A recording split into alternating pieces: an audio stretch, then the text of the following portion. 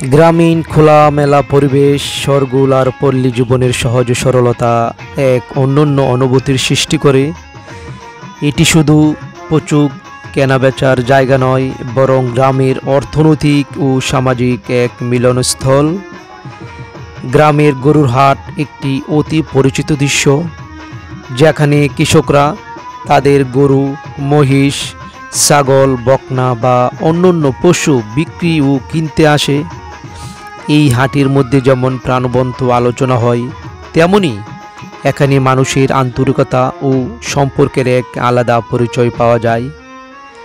গরু কেনাবেচার পাশাপাশি এখানে কৃষকরা পরস্পরের অভিজ্ঞতা বিনিময় করে, প্রকৃতির সাথে তাদের সম্পর্কের গল্প শোনায়।